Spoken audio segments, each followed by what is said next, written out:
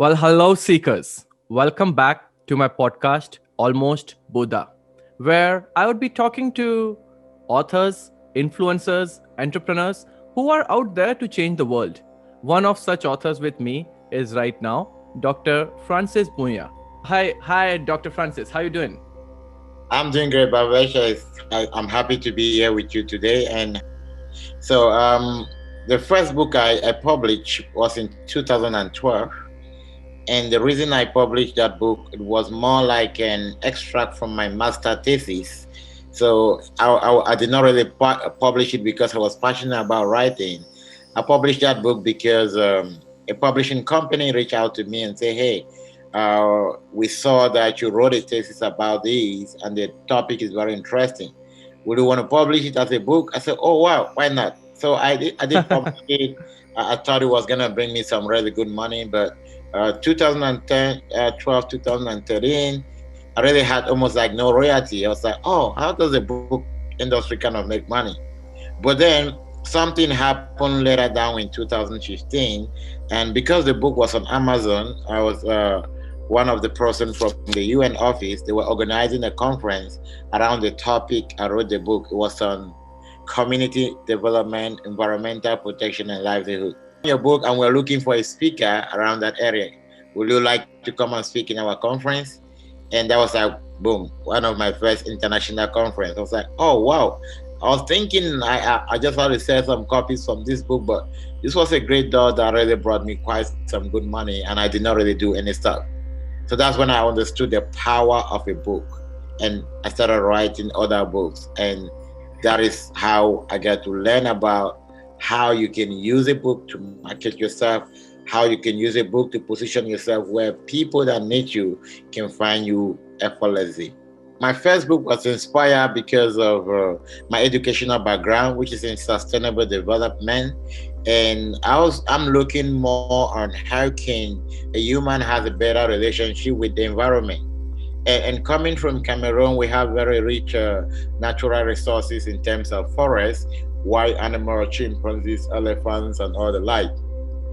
And we have to preserve all of this.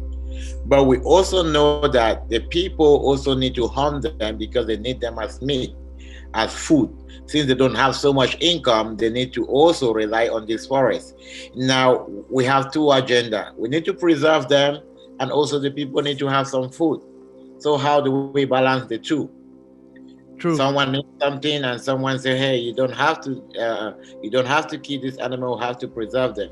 This one say, "Oh, I need them because I need to eat. That is where I get my income from." So there's this conflict. So looking on how we could balance reconciliation and how we could reconcile the two, that was the motivation. And now, when I came into writing, I came from the aspect where you see the people that are making the policies, they're not affected by the policies. The people that are affected by the policies are the poor people living in the village, living around that forest area. They don't have white collar jobs. All they need to do is to go to the forest, get some food. And now a policy is being passed from someone in the city having a salary of thousands of dollars and say, hey, this area is protected. You can go in there. And now the person hears it, but that's the only way I can eat. So what happened? And if they go in there, what happened? It become illegal, and some of them end up on jail, illegal hunting, and all of that. But there need to be something that need to be done. There need to be a balance. So that was what motivated me to get into reconciling environmental protection. But I was looking more into the area of policies. Who made a policy? Who give access to right? What are the rationale of them giving it? And how did they consider the need of someone that has been depending on their resources without having an alternative? Yeah. And besides that, I was also reading that cocoa is one of the plants which is, I guess it's French Guyana as well, where, because of which there's a lot of illegal plantation and eventually forests get chopped off. And that's the whole reason they made it illegal, that they want to protect the forests. But at the same time, the livelihood is also affected for the people. Yes, that is right. Cocoa is like a big deal out there, and that is where a lot of the farmers actually make their income. So typical people, a person living in a tropical area and in area which is more like around the forest zone, they open a lot of cocoa plantation. And for them to get land to do that, they need to cut down the forest. And now we also need to protect the forest. So those are two things. But that is their main source of income, because when they kind of cut out the pot and they set out, that's where they have money to train their kid in school and all that stuff. Now, on the terms of protecting the environment, when you're dealing with the vulnerable population, you can't leave them with an option, because if you leave someone with an option, they have no choice than to push to the wall. So the problem is that it's important. We agree that it's important, but how can we balance the gap? True. Of not just kicking them out, but looking at way in which we can have like a win-win situation. That's what I was looking at. Yeah, and besides that, there's a lot of child labor involved into this as well. And I definitely would not really agree about child labor. Why? Because I've done quite some really good research documentary in the area. It's a tradition that when a child is growing up, they want to look at what their parents are doing. And probably a child can be 10 years old and they're living there. All they know is to see their parents go to the forest. They want to see what their parents are doing. They want to follow them there. So it's more like a tradition. But then if you don't know the tradition, you're going to say, oh, this is child labor. You're letting this child do this. But the child need to learn that, because that is how they've been trained to also grow and have their own livelihood. So it's like they start learning it from small. Yeah. So true. But from an academic point of view, we consider that if a child is not up to this age and you allowing them do some kind of work, is child labor. But if you look at understanding the tradition of the people and the way in which they interact and what is the value, then you're going to see that, oh, that was not child labor in the first place. But if you look at it from different angles, which is why it's very important for us to understand the culture of the people. Most of the people that are implementing the policy do not understand the culture in the different countries, in the different environment. And that is why we can have a law in the UN and it's considered that, oh, this law was passed in Geneva, but it's going to work for other countries. It's not going to be that way, because it kind of differ in terms of the access they have, in terms of income, the access they have in terms of livelihood, the access they have in terms of opportunity to study. So all of those are things that affect it, and which is why one of the concepts I did when I was trying to play this balance at the level of doctorate, I call it bricolage. So bricolage simply means that we need to be able not just to accept that there is one way of doing things, but before you talk to me, I come from a culture and have a background, and maybe in my culture, maybe it's not permitted to give someone a handshake, but that is permitted in your culture. And if you want to give me a handshake, I might refuse to take it. You might consider this as being mean, as being offensive, but you did not take into consideration what is accepted in my culture. So we need to be able to understand what is working for the other person and what is working for me before we can implement policies that work. If not, we are going to trek into zones and bring policies that are well written and none of them is going to be applicable. So bricolage simply means that before something happens, the people that you want to implement in that zone, they have their culture, they have their custom, they have their way of doing things. And they might accept that, oh yeah, we accept it. But immediately you leave that place, they are suited in their custom. They're not going to change it just because you're bringing something new in there. So those are some of the deep stuff we need to consider. On a social level, the transition takes a lot longer time rather than just implementing the policies on the book level and then eventually expecting that the general people who are living out there for thousands of years would be accepting it just in a flash of light, right? Yeah, that's right. Yeah. So what was the impact of your thesis eventually in terms of the people who in terms of the policies that were being framed and the way you were being asked to talk about it on an international platform since Oh yeah, the release of it, your thesis? it has like really massive, also because I was also at the implementation end of it, and some of the biggest outcome and recommendation I made there was that some of the non-profit that were working in that area trying to solve this problem, they instituted a process which was called alternative livelihood. And the process simply means that, okay, if we give these people something else to do, they're going to forget about going to the forest and they're going to do something else which can give them money. But at the end of the day, that doesn't work. And because people are motivated by their passion about what gives them happiness. So someone has been going to the forest for 60 years and you come and say, hey, I want to teach you how to run a small business. Forget about a forest. Small business is going to give you money. They're not motivated by money. And that is what alternative livelihood was doing. They were thinking that if they give them something else, then it's going to replace it. But they noticed that the more they give them, the more they had more opportunities to go to the forest. Go to the forest. Yeah, because they were now empowering them to have more income, to buy more tools, to go set up more farms and other stuff. Yeah. But in a way, we're looking at, okay, these people already deeply embedded in this culture. How can we integrate their culture and make them part of the planning and find out possible ways which it can work? And one of the ways I recommended, which was in place, is that, okay, we are going to get these people still practice their farming, but what we want to see is that how can they use a piece of a land in a way that they don't have to need do shifting cultivation every year.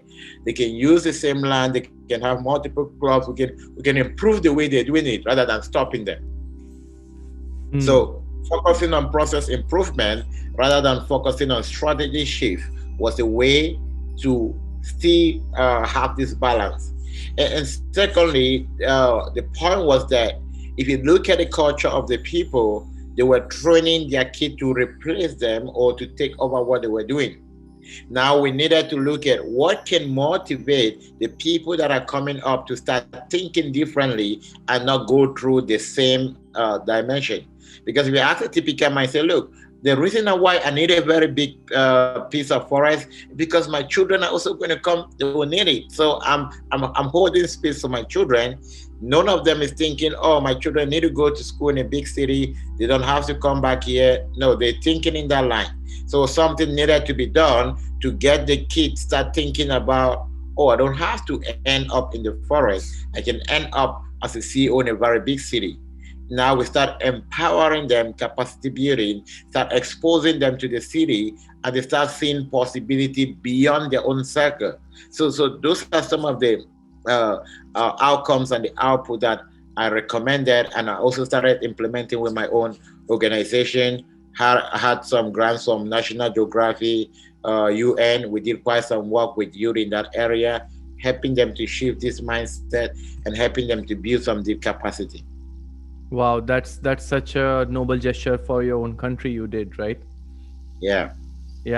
And what made you take a transition from moving from your home country to the States?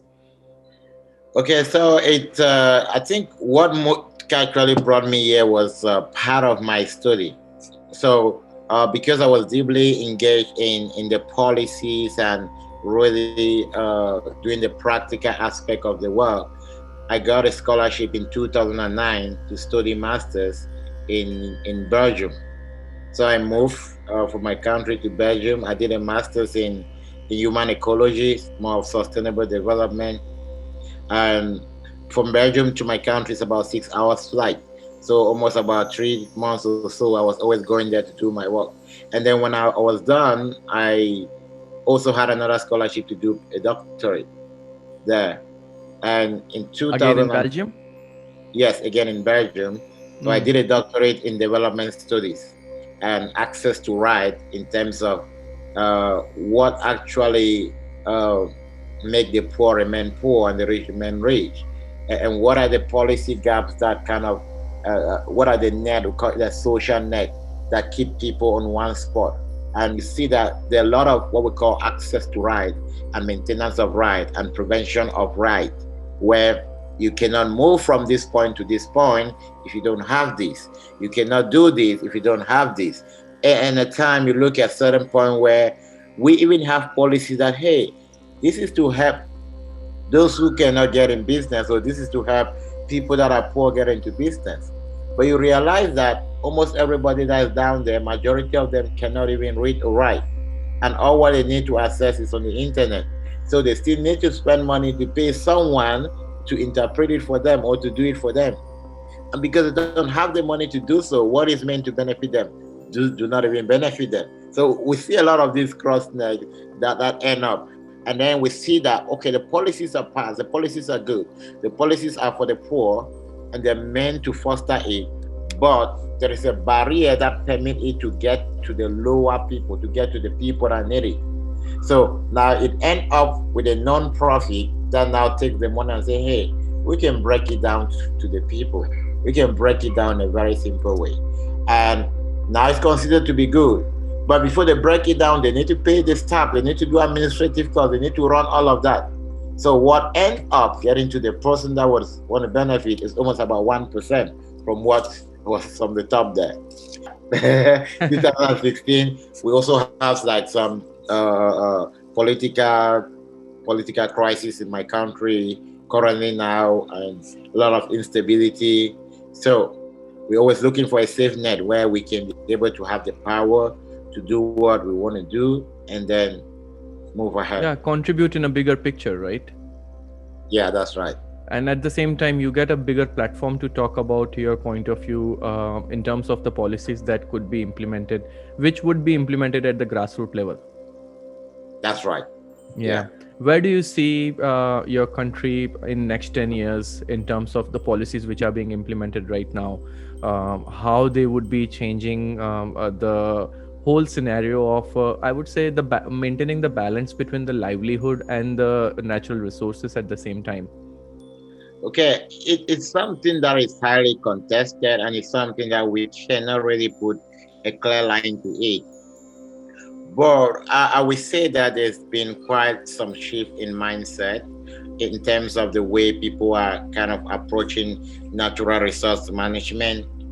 There's been some advancement, but the bigger problem in natural resource management, not only in my country, Cameroon, but across Africa, in most of the places, it's still the fact that the people that are interacting directly with the forest, which are the people living adjacent to the forest, are not well educated. And now the people at the policy level and the people at the research level, like us, do not bring them in when we are planning. So we do a plan based on what is accepted in terms of research, in terms of cross-validating with international norms, in terms of cross-validating with what we've assessed from a knowledge standpoint of view to be right. And we say, hey, this is a good plan. It's going to help you. But we never consider their own opinion into the whole detail of the planning process. And even when we consider to bring them in, there is what we call the community head. In Cameroon, we call them the chiefs. They're more like a traditional rulers. So the villages are being represented by a traditional ruler, which is a one person. So when we go planning meetings and we invite the traditional rulers to come and take decision with us, then we consider that, the whole village accept that, because a traditional ruler from there represented the whole village, and then his opinion is validated as, okay, they have accepted it. The same thing we see in policy today. If we have a negotiation between two countries, the president represents and say, okay, I'm this, it's okay. America has accepted this. France has accepted this. And this is a very big gap, not only at the lower level, but everywhere in policy, where the people that are in power take decisions, and the decisions are kind of being accepted as it's going to work for everybody. Yeah, and then eventually there's a cascading effect of the decision down Yeah, to the grassroots level. yeah. Although in some cases, like where we have democracy, like here in the United States, where you need to pass through the House of Assembly, you need to pass through maybe all the different for them to debate if this is right or not, you still see a very big gap there. The people that are debating if this is good or not have nothing to lose. Yeah, To be serious, they have nothing to because lose. their livelihood is not dependent on. It's not dependent on that. So it's just dependent on, okay, let's just see who's winning. So the person that should have the major say doesn't really have the major say and has to go with, okay, this is what is out. And then it's just like when I moved from Ohio to Texas, and since I was working more from in-house, I said, okay, for the moment I might not really need to pay insurance on my car. And when I waited for 3 months and I went to pay, they say, hey, according to the law of Texas, if you stay for 3 months without insurance, then you need to pay 20% penalty for the next 1 year. It's like, I wasn't driving any car. Why should I have insurance? Oh, that's the law. Okay, that's the law. You don't have anything. And you look at what the people that pass the law are the policy. What are the data? Like, they use economic data. We're not refusing that. But this economic data is to make their work easy. It's not to make the work of the person that is down easy. So they say, okay, this is going to make our workload easy. Let's do this. And then it works for everybody. And everybody down has to pay the price. Yeah. Tell me more about your coaching business. How you transition, I would say, from your field of expertise, where you were particularly talking about sustainability and eventually coaching the new authors. Yes, that's right. So my transition is kind of, I would say, it's an interesting one, because if you look at my background from environmental protection, sustainable development, to business coaching, to book writing, you may be trying to find the connection. But then it comes from a very big concept in business that a lot of people don't yet understand. And when people are looking at people that are in business, they're thinking that someone need to go to a business school to be in business, or they're thinking that someone need to kind of grow in business. But when you look at the real definition of business, it's about your ability to solve a problem. If you can solve a problem and someone can be able to exchange some reward because you're solving that problem, you're in business. Now, your ability to do business is your ability to help someone solve a problem. If you can solve a problem and you can find someone that is in need of that problem, that is all you need for a business. And now, also, when you look at business, a lot of people are looking at money. When we talk about business, we talk about money. Yeah. And this concept of money and capital also hold a lot of people back. So when they think about, I need to start a business, they're thinking, I need to start a loan, or they're thinking, what type of business can I start that is profitable? And I say, when I found out that, hey, that do not have anything to do for you to get in business, I said, wow, this is what people need. They don't need money. They need an idea. And they need an idea that can solve a problem. And then I pull it back down to the work I've been doing from Central Africa to Belgium and across to the US. What I was doing is that I was trying to help these people that are living around the forest. They have no money, they have nothing, and because the policy have prevented them from going to the forest, they needed an alternative source of living. And I've been working with them to look at what can you have as an alternative. These are people that have no money, these are people that have no income, but you want to help them get into business. So how do you help someone that do not have money get into business? Now we started looking at the value that they could offer. At their level, it has no monetary value, because almost everyone around there can use it, so there is no big value. But if I take that and I take it to a city where no one can do it, that's going to be a very big value in terms of income. Now you realize that Your ability to get into business is to employ your skill where it matters. So it's not about you being skillful, it's about you finding who need that skill and who can pay value for that skill. True. So you may have a skill and in your community nobody needs that, and you say, oh, everybody need, nobody need me. But if you look at a different angle, you realize that there are thousands of people that need what you have. And if they need what you have, you can get into business. And now, when I look at my experience from writing my first book, and that book got me into a UN speech, that book got me another speech in Cambridge, UK. In 2015, I was talking in New York. I had to travel. I was also in Brazil. I was in South Africa, just because I was talking in several conferences because of something I knew. It's like, oh Yeah. wow. And you were just trying to solve a problem. You were not trying to make a I money out wasn't of trying it. to make money. But when I go to each of these conferences, what was happening? They were paying my flight, they were paying my per diem. I was making money. So I did not have to really do stuff. But I wasn't trying to make money out of that. So when I actually when I moved to the United States after writing my other books, I said, oh wow, this is a great idea. And I started a concept. My book, if you look at that behind, it's a business at zero cost. Skyrocket your business at zero cost. Then I realized the whole concept about business was the fact that people are not trying, they're trying to sell products and services, but they're not leveraging the value behind those products and services. For instance, That is where I wanted to reach next, about business at zero cost, because that's the name of your business. You say skyrocket your business at zero cost, right? Yeah.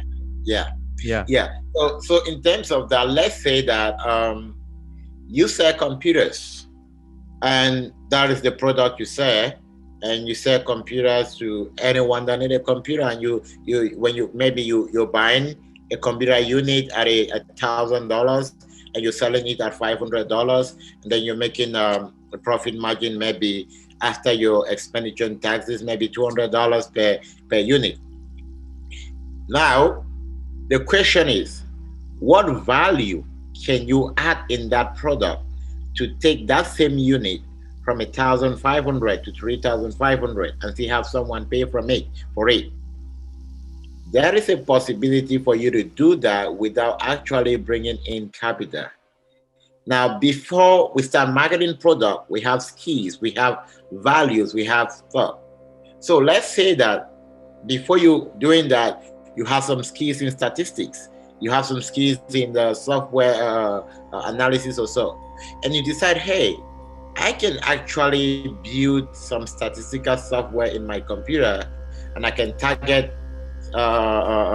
those in the research field to sell to them.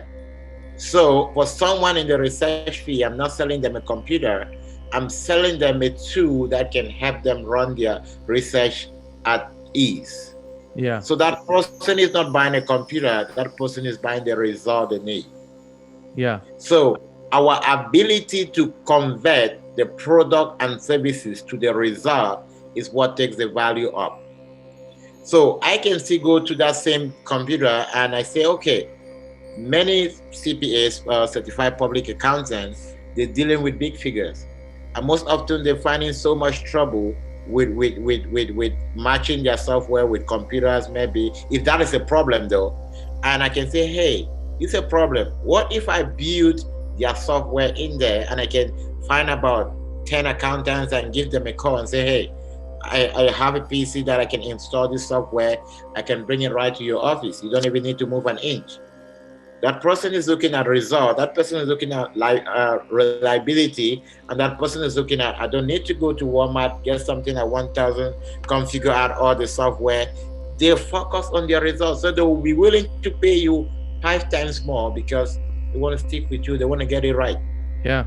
So when you realize that when you focus on result, the price is no longer a problem. When they need the result, they pay for it. So you should, for your clients, you should be bringing out the results, but at the same time, when you are doing a work, you should be focused on the value that you're providing to your clients rather than thinking of the results, what you're going to get out of it. The way you said that, the money you made out of your book was not focused towards the money that you were making, but actually to solve the problem in your Problem. country. Yeah, that's right. So it's a two-faced point of view. So for your own thing, you should be focused towards the value, but for your clients, you should be focused for their results. And That's right. that's a very good way to put it. So when you're writing that book, you're writing just to share that story, and you're with the hope that someone is going to benefit from that story by reading a copy. Now, the word of that book is how many copies you can sell. But then let's look at what we mean by writing a profitable book or writing a book that empowers your vision. If you're writing a book that builds a business or that supports your vision in business, you're not thinking about someone you want to motivate. You're thinking about someone that has a problem, that needs a solution. And if you think about it that way, you're going to agree with me that someone that needs a solution doesn't want to read that solution out of a book. That person wants to use that book to identify who is the right person to go to. So that book is just an information tool to lead them to the person that can help them. That is someone that want to solve a problem. Now, other readers are readers that want to get motivation.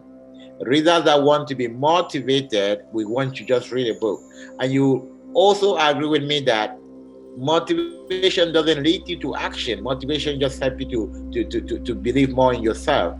But if you don't move to action, nothing happens. Yeah. And I was talking to someone and say, hey, we have great books out there like Think and Grow Rich. Why are people reading this book? They're thinking, why they're not growing rich? It's a powerful book. I have a copy of that book. I read it over and over again. That's I Napoleon Hill, I believe, right? Yeah, Napoleon Hill. Yeah. Cousin, the 10X rule. Fantastic. Why are people reading it and not making the result? Accountability is not missing. And for people that catch the vision or the revelation that accountability is the key to success, when they find someone that knows something, they want to look for that person, they want to pay that person to teach them. So you write your book to put yourself in front of the person that we want to hire you, the person that we want to pay you for the value, not for the value of your book, but for the value of what you want. And if you before you write your book, before you're thinking in that direction, what is going to happen? You're going to think about how you are going to position yourself, how this person can find you. You're also going to think about the value you want to deliver, because you want them to invest in your value. You don't want them to invest in the book. You want the book to be like an awareness tool, but you want your book to be like an awareness tool, but also you want yourself. You want yourself to be like the person they want to go to, the person they want to have. You are the subject matter expert in that case, because you're literally writing a whole book on top of it. That's right. Yeah. So it's simply just giving you authority and putting you in phase one of your business. For any business leader, they understand that the most powerful tool is awareness. How many people are aware of what you do? That's how large your market is. The reason we have Apple making a lot of money is because of how many people are aware of what they're doing. The reason we have Microsoft everywhere is because of how many people. The reason Jeff Bezos is making it is because of the market. So awareness is your number one tool. So for you to be able to grow, your book become more like your awareness point. It's there on Amazon. Many people can find it. You start talking about it. People can see it. You start expanding your own niche, and you can grow to the point which you want. Because now, when you write a book and you're using that book as a tool of awareness, you're not only in phase one of your business, you're also employing other techniques in business, other techniques of business growth, consistency. While you're talking about it every day, what you're doing, you're becoming more learned, you're meeting new people, you're exchanging information, and that helps you to be like the best in less than no time. Okay, so Skyrocket your business at zero cost is a very big concept which helps to empower any business leader to know what they can do without being held back by the fact that they need money to grow their business. So The definition of business at zero cost is your ability to utilize your skills to help someone in need solve a problem.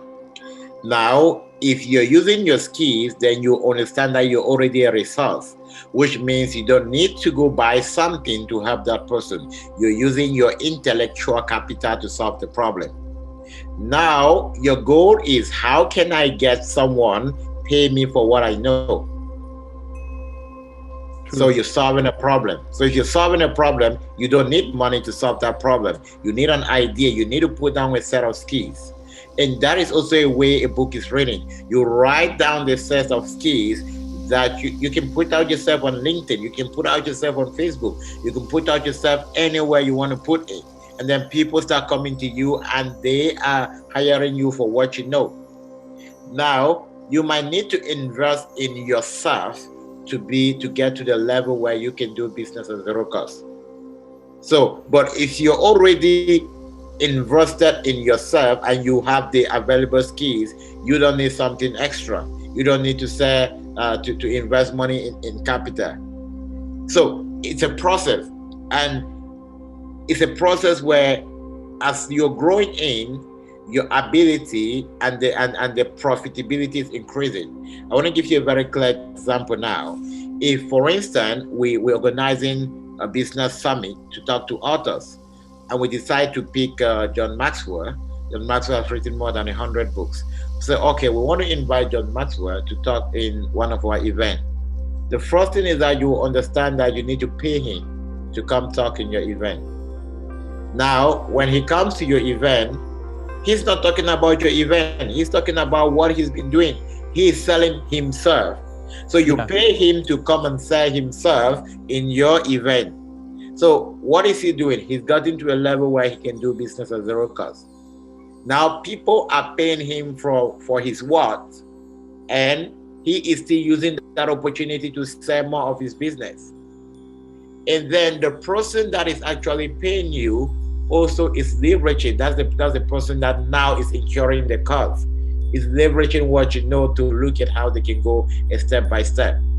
And this is also where we talk about value creation and added value. For people that are already in business, the reason I said skyrocket your business at zero cost is because you have set up all the basic. So what are we doing? We're looking at what can we add on this particular service to triple the cost and still maintain the same capital without you spending more money, without you hiring more employee. What can we do to step up the value of your product? It might be just redesigning. It might be just tweaking it.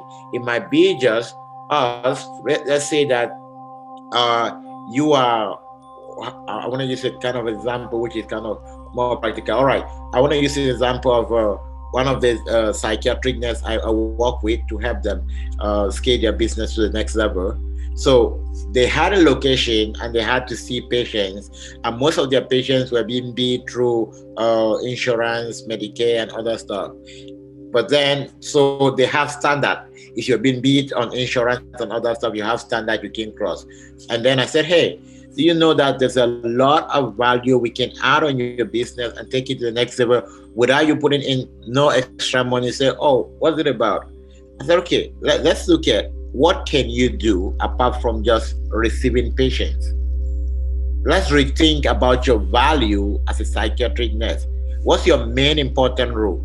Is to help people manage their emotions. People that are kind of stressed, you help them manage their emotion. You get them to a point where they can get back to the sanity and other stuff.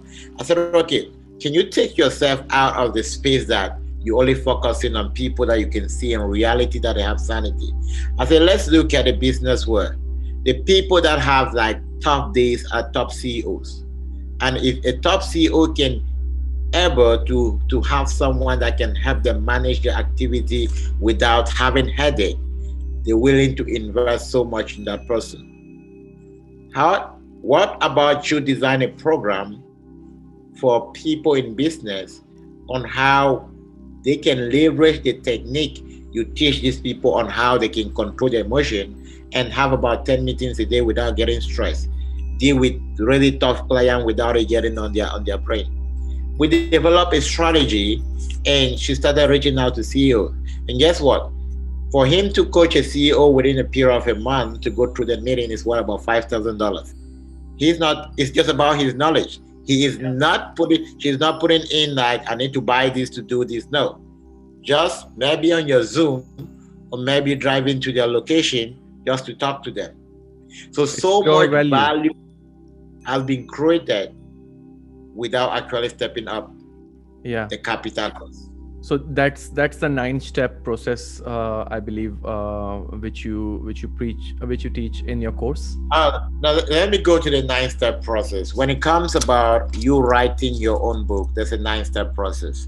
And what is the 9-step process? The 9-step process is kind of borrowed from the concept of business at zero cost, but it comes in from the aspect that for you to be able to help someone, you need to have a structure.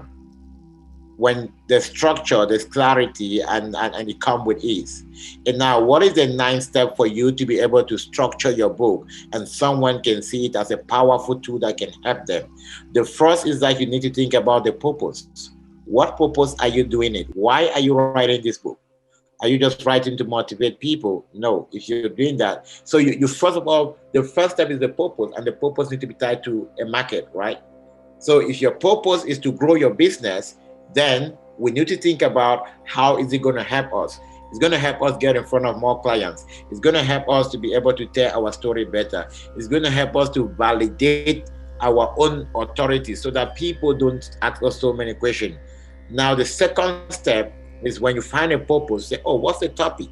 What topic can I really write on? And for you to pick a topic is not based on what you know. It's based on who you want to help. What are they thinking? What result do they want? So you don't write based on your expertise. You write from the reader perspective. And when you write from the reader perspective, this is where the power comes in. You provide them the result. That's what we talk about. Yes. Yeah. And the third step is going to be what we call creating your content. Imagine you want to help someone solve a problem. What is the steps you're going to use them? What advice do you want to give them? If you were to teach them this advice in so many sessions, how will you teach them? What will come first? What will come secondly? It just come about you writing down ideas on what I want to discuss with this person in a common meeting. And when you write down these ideas, you can say, hey, if we really want to solve this problem, it's going to take us 5 meetings. It's going to take us 10 meetings. It's going to take us, and you realize that those meetings are structured around topics. Topics are simply your chapters. And then when you come out with this chapter, what's your next step? The next step is, okay, how can I present this information in a way that it's going to help this person see the value to come learn through all this process? You do what we call your book description. So your book description is what we call your sales copy. It doesn't tell someone what is in the book. It tells them why they should read that book or why they should solve their problem. And that is now the reason why they're going to come to you. And now, when you have your book topic, which is the first step, what is next? You need now to go to what we call your chapter summaries. So your chapter summary simply say, hey, we are going to work on 9 weeks, but let me give you an introduction of what we'll be doing. We'll do this, we'll do this, we'll do this, without going into details. But now, since the person can picture it, they can be able to commit if this is for me or not. After you have that, the next thing we walk you through is writing. Writing is one of the biggest win when you're writing your book, but a lot of people don't pay attention to that. How you write, what you write, the schedule matters a lot. So the first biggest technique for anybody that's writing, and for a reason why some people writing for so long and they're not finishing, is because they're self-editing. Remember, when you're self-editing, you're criticizing yourself. When you're criticizing yourself, it's like a through and through back movement in your brain. And your brain can go through that process as long as 1 year. It's not going to stop. Why? Because it's mentally fatiguing. Yes, that's right. But then we teach our authors, just write forward. When you write from start to end, and it takes a very hard work to train your brain to say, hey, I don't want you to criticize. I just want you to write. Your goal is not to criticize. Your goal is to deliver. Yeah. Someone else, the person I'm helping them, is their goal to tell me if what I did is right or wrong. And So, at one instance, your brain can do only one task. So yeah, your brain can do only one thing. And when you train your brain to write forward, what's going to happen is that your brain is going to write forward. And now you also need to understand the speed at which your brain can process your word. For instance, I write about 1,500 words in an hour if I'm typing. So if I'm writing my chapters, I know that a chapter of my book is 3,000 words. I'm going to tell my brain, hey, 3,000 words. I write 1 hour or 1,500 words an hour. So you have 2 hours to finish each chapter. And I get what? I put my timer there. I already programmed my brain to finish it in 2 hours. In 2 hours, I'm done. No excuses. These are just simple tricks which help you to be able to write and finish. But if you don't understand this, you cannot train your brain, because it's what you tell your brain to do that your brain does. If you're not thinking about it, it's not going to do it. The reason many people don't start because they think it's hard and they think it's a long time.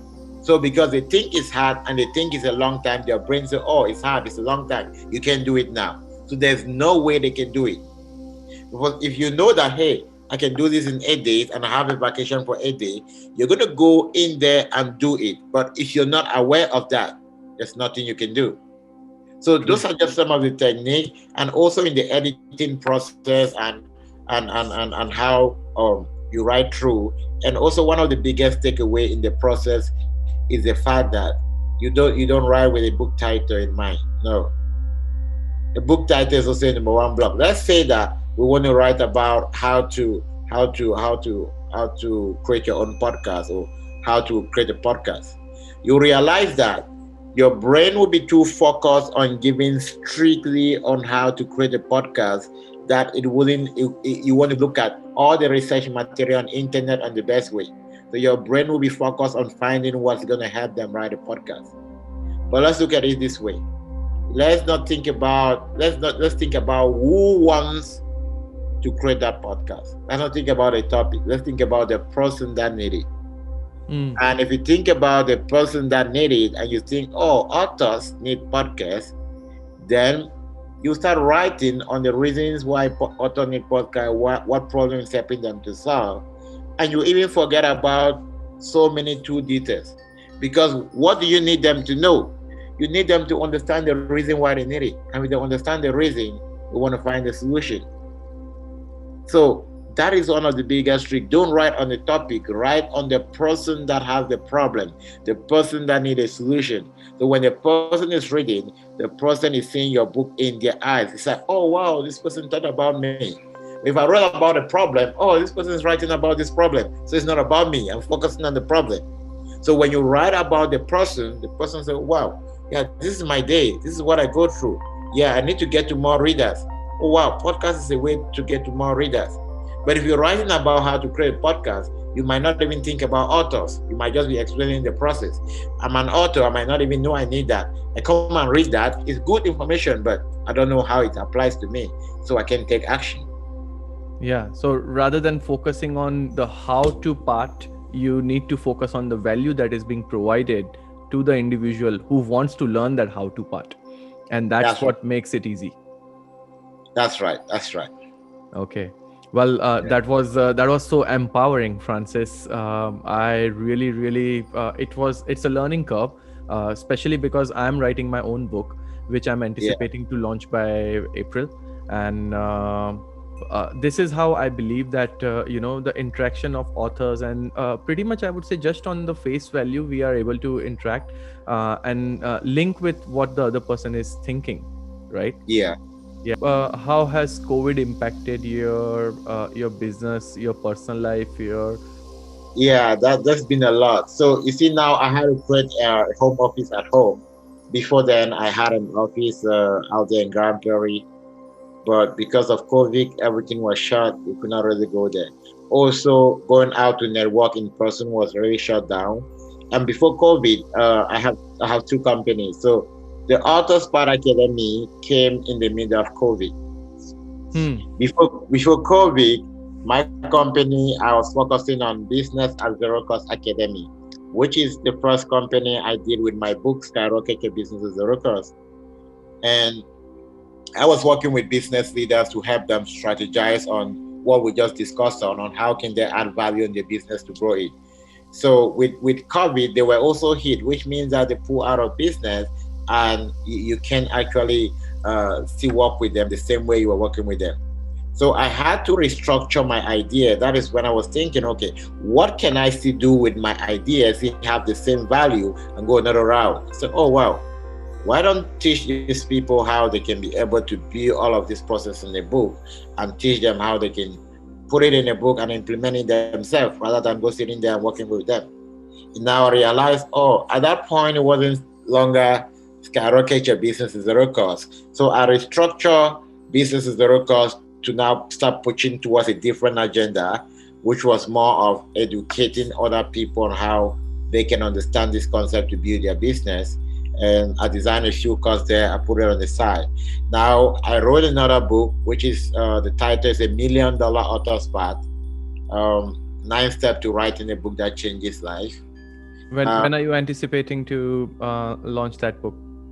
The ebook is already on Amazon, but lately I'm changing the topic. I'm changing the topic because I think the topic really do not so much communicate what I want to. Anyway, from the onset it was good, but after publishing about 20 authors now, I see a more bigger vision and a more way in which they're helping them. Now I want to focus on how a book can help you grow your business faster by you building processes and systems that work. So now bringing more the reality into it. So I'm kind of re-editing. I'll update the title before the end of this year, and I'll kind of launch it full time with a print version also by January. Yeah. So I redesigned that. Now I created my new company, the Authors Path Academy, and I started talking about writing a book that grow your business. So I wasn't longer talking about business is zero cost. I had to talk about writing a book that grows your business. I started that in the middle of COVID, right in the middle of COVID when I started the business. But it has grown faster than my first company. Like within the first year in business, I've been able to really, I would say that's been a blessing. Helping close to 20 authors. Yeah, I remember you were saying me you already empowered more than 20 authors. And that is fascinating itself. In what, less than 6 months? Yeah, that's fascinating itself, and that's like a big breakthrough in my business, because averagely it takes about 3 years for an average business to start making so profit. True. Yeah, so true. Breaking even, which is, and that's also the proof that the system I'm teaching works. So I tell people, okay, if it doesn't work, people are not going to invest in what I'm doing. So that's the proof that it's working, and that's the proof that people are getting results. Yeah. So I had to change that, and it's been a learning curve. And I'm also seeing areas of expanding with the author coaching, because I also find out that more than 50% of business people that come to me are not very clear about why they're doing what they're doing. So it means they're missing out the purpose. So when the value they need to provide to their clients. What is motivating them? Motivating them? Yeah. Yes. So sometimes that's what my next question was for you. What motivates you to come up with this venture and particularly empower everyone who was kind of in a similar shoes where you were sometime at one point of your life, and you figured out some solution and then you wanted to help people? What motivates you? Oh yeah. So what motivated me, number one, is the fact that when I look at where I'm from, looking at my background, I'm coming from a jungle. I used to call it a jungle. It's a small village in Cameroon, and I remember when I went to school within my early days, and I heard my teachers talk about the big cities, the cars, the light. And when I came back home and I asked my mom why we don't have big cars, cities, and light, it was like, okay, there was no clear answer. And I remember I said, hey, look, when I grow up one day, I want to make sure this community have cars, light, everybody's happy. And that just gave me a passion to start looking after people. That's my passion in community development.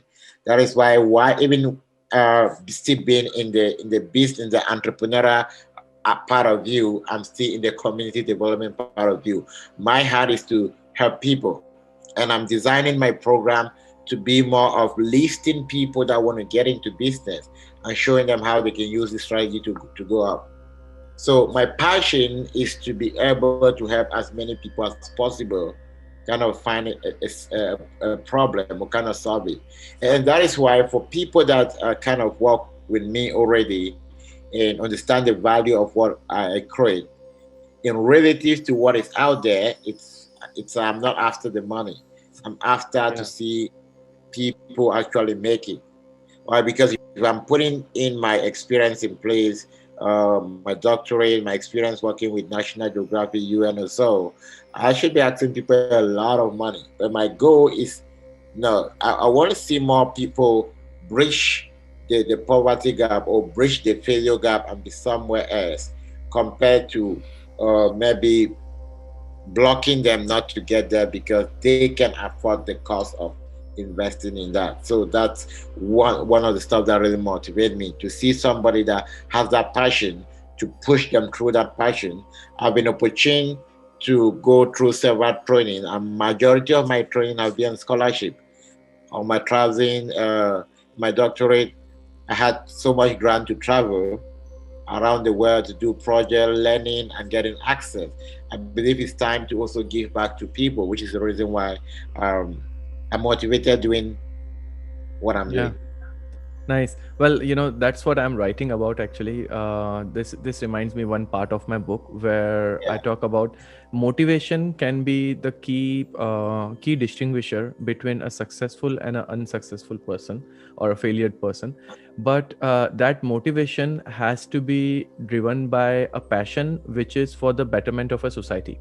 You can be motivated, you can be passionate, but if you are not thinking of a betterment of a society, then it has no value. So your devotion towards your motivation and your motivation towards providing the value for the betterment of the society is the key of creating something which is helping everyone around, so that helping the community eventually grow the community further down is our key obligation for our birth. Yeah, I do agree with that. And when we're helping someone to be able to come up with your purpose, we help them focus on three main aspects. What's your passion? What's your mission? And what's your potential? And your mission is the problem you're solving. If you're not solving a problem that's helping someone, it's a matter of time for you to get out of business. True. Why? Because if you focus on the money, when you're not seeing the money, you're gonna quit. Why? Because your focus is the money. When you focus on the problem, um, if you will stop having money if the problem completely disappears. And in most cases, problem only shifts the level. For instance, if you go to maybe a very kind of to I'll call it to a community that's not where to do, you will see that some of the basic problems there can be people don't have food, people don't have means of transport, people don't have. If you go to maybe a high end income community, you're still going to find those problems, but they're shifted to another level. People are wasting food. People don't have people that can help them wash their cars and other stuff. But the same problem, but the different level, they appear in different way. So when you focus on the problem at any level, you're able to see the solution. Even when there is a shift in the economy, you can analyze the shift in the dimension of the problem. You're going to stay in business. Why? Because your goal is the people. Your goal is not the money. Wow, that's a wonderful note to end our podcast at. Yeah. I'm so glad we had this discussion, and for our viewers who because I'll be also posting this on YouTube. For our viewers and listeners, I just want to say that you should look up Dr. Francis Bunya. He has been invited to UN and National Geographic for his books. Not only one, I guess you have what, four books right now? Three? Yeah, I have 5 books right You have now. five? You can find 3 of them on Amazon. The other ones, I published them earlier. I published them traditionally and locally. They were in Cameroon, so I'm getting them all on Amazon very soon. Okay, Uh, I will be providing the link in the description for all the yeah, interested person who are willing to work with you as well. Well, if you have any dreams of writing a book, solving any problem, reach out to Francis, and he will help you out in just fulfilling your purpose. Fulfilling the purpose is the key part for our birth, and I'm so glad that we met, Francis. With this, I would like to end our podcast session as well as our YouTube